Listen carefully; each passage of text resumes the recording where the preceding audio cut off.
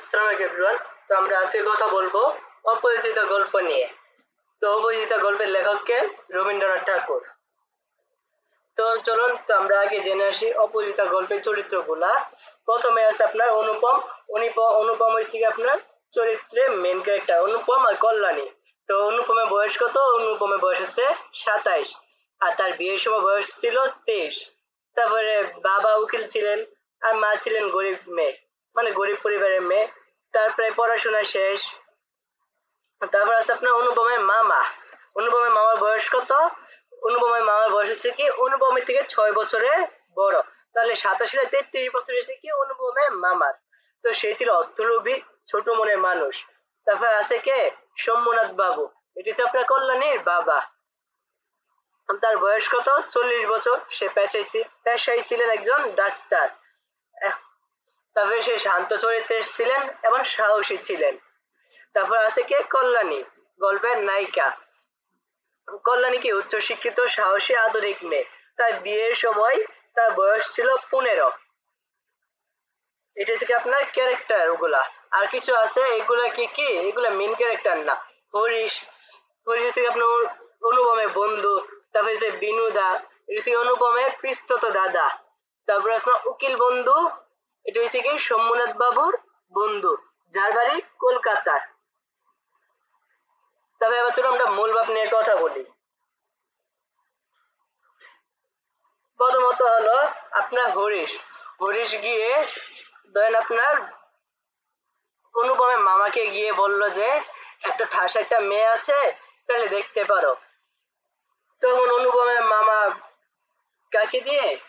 বিনুদাকে দিয়ে, মানে অনুপমের পিস্তত ভাইকে দিয়ে খবর পাঠালো যে কে মেয়েটা, কিরকম ওর অবস্থা, মানে ওর খবর নেওয়ার জন্য আর কি। তখন আয়শা বলল মেয়েটা খুব ভালো। তখন ওরা মনে করলো যে অনুপমটা, বিনোদা যখন বলছে ভালো, তার মনে একেবারে খুব ভালো হবে, কারণ বিনোদা যেটা খারাপ যেটা ভালো ওইটাকে কম ভালো বলে, মানে তেমন ভালো বলে না। আর এটা যখন আয়শা বলছে মেয়েটা অনেক সুন্দর ভালো, তখন মনে করেন কে অনুপম আর আটকে রাখতে পারলো না। তারপরে খবর নিল। আর হ্যাঁ, আরেকটা কথা, অনুপমের মামা সে ছিল অর্থলোভী। সে দেখতেন যে কিরকম মেয়ে পছন্দ করতেন, যে মেয়ে গরিব হবে, আবার তার বাবা টাকা দেওয়ার মতো সমর্থ থাকবে, মানে তারা যা চাবে তা দেওয়ার মতো। কেন গরিব?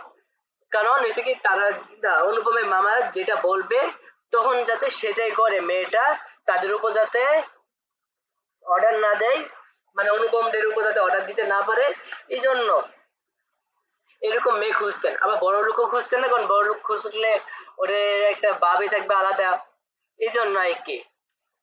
সে ছিলেন অর্থলোভী অনুপমের মামা। তারপর খবর পাঠালেন যা কি বলে সোমনাথ বাবুর কাছে। তারপরে ওরা গিয়ে বিয়ে ঠিক করে আসলো। বিয়ের আগে সব কথাবার্তা ঠিক করে আসছে, আপনার স্বর্ণ থেকে শুরু করে সবকিছু। তারপর যখন বিয়ের দিন ওরা সবাই যায়, তখন অনুপমের মামা একটু খেপেছিল। কেন খেপেছিল? তাদেরকে নেওয়ার জন্য গেট থেকে সোমনাথ বাবু অর্থাৎ কল্যাণীর বাবা আসে নাই। আসছে কে?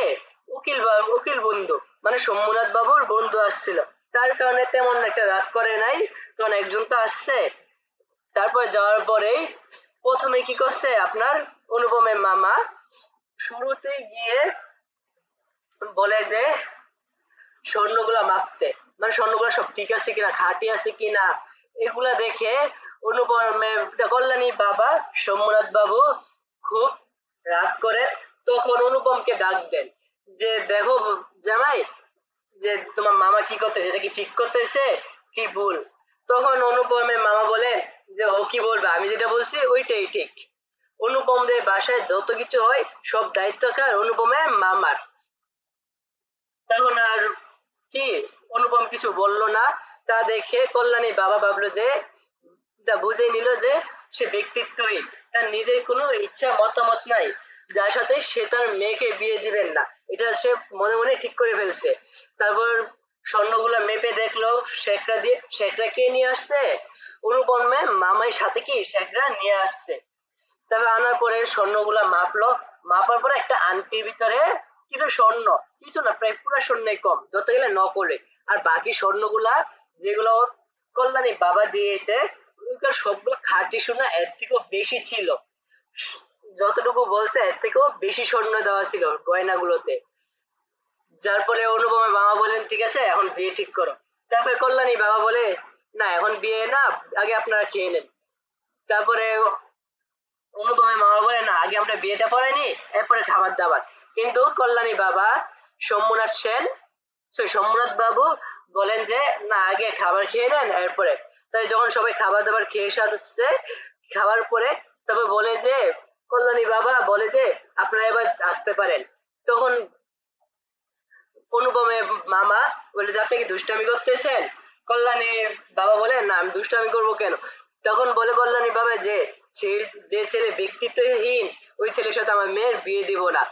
তখন সবাই চিন্তা করে যে তার মেয়ে অর্থাৎ কল্যাণী লগ্নভ্রষ্ট হবে, তখন আর ওর বিয়েতে অনেক বাধা পড়বে, মানে পরবর্তীতে ওর বিয়ে দিতে অনেক কি কষ্ট হবে। যেটা চিন্তা না করে সোমনাথ বাবু বলে আপনারা চলে যান, কারণ তারা সে শিক্ষিত, যার কারণে এইসবে তারা কান দিত না। তারপর অনেক রাগারাগি করে অনুপমার মামা অনেক কিছু ভেঙে চুরে তারপর ওখান থেকে চলে যায় আর বলে যে আমিও দেখি আপনারা কার সাথে বিয়ে দেন। তারপর এরকম করে অনেক দিন চলে গেল। চলে যাওয়ার পরে ট্রেনের ভিতরে কল্যাণী কণ্ঠ শুনে, কে শুনে? অনুপম। কল্যাণী কণ্ঠ শুনে অনুপম পাগল হয়ে যায়, মানে ওর প্রতি একটা ইন্টেনশন চলে আসে, কারণ এত সুন্দর কণ্ঠ। তারপর ওই সময় রাত ছিল, যার কারণে আর দেখতে পারি নাই ওর চেহারাটা। অনেক বাইরে অনেক খোঁজাখুঁজি করছে, খোঁজাখুঁজি করার পরও আর চেহারাটা দেখে নাই। না দেখার পরে আপনার পরবর্তীতে যখন আবার ট্রেন থেকে নামছে অনুপমের মামা, অনুপম তার মাকে নিয়ে বের হয়েছিল। বের হওয়ার পরে আর কোনো গাড়ি পাচ্ছে না। হ্যাঁ, তারপরে ট্রেনের ভিতরে অনুপমা একটা ক্যামেরা, এটা এমসিকিউতে আসতে পারে, অনুপমা একটা ক্যামেরা ছবি তুলে একটা ক্যামেরা ট্রেনের ভিতরে ফেলে চলে আসছে। তারপরে হচ্ছে কি আপনার অনুপম কোনো গাড়ি পাচ্ছে না।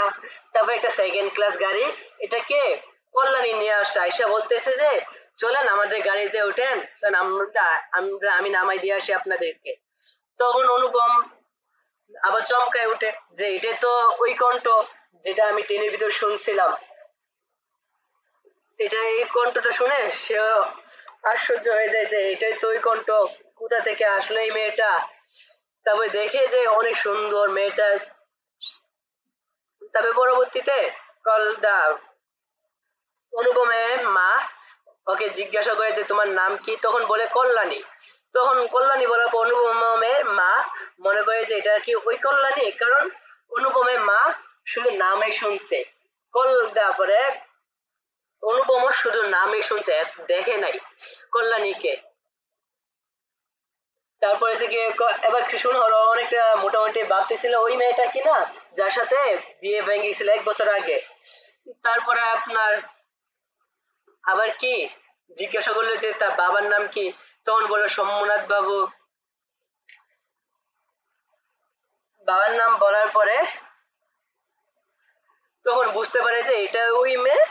তারপরে কল্যাণীটা অনুপমের বিয়ে হচ্ছে না কেন, কারণ এলাকায় ছড়াছড়ি হয়ে গেছে গ্রামে যে যৌতুকের জন্য ওদের বিয়ে ভেঙে গেছে, মানে বিয়ের বাড়ি থেকে বিয়ে করতে গিয়ে বিয়ে ভেঙে গেছে, বিয়ে হয় না, এই জন্য কল্যাণীটা অনুপমের তেমন বিয়ে আসতেছিল না, আর মানে বিয়ে হচ্ছিল না এক কথায়। তখন অনুপম আবার গিয়ে কল্যাণী বাবার কাছে গিয়ে ক্ষমা চেয়ে বলে যে আমি কল্যাণীকে বিয়ে করতে চাই। কতক্ষণ রিকোয়েস্ট করতে থাকে, তখন কল্যাণী বলে না আমি আর বিয়ে করব না, মাতৃ আজ্ঞা। এ বলে কি কল্যাণী সিদ্ধান্ত নেন যে আর ও বিয়ে করবে না এই জীবনে। তো এটাই ছিল অপরিচিতা গল্পের মূল কাহিনী। তো আশা করি আপনারা বুঝতে পারছেন যে অপরিচিত গল্পের মূল কাহিনীটা। আশা করি আপনারা এবার খুব সুন্দরভাবে সৃজনশীল বানিয়ে লিখতে পারবেন।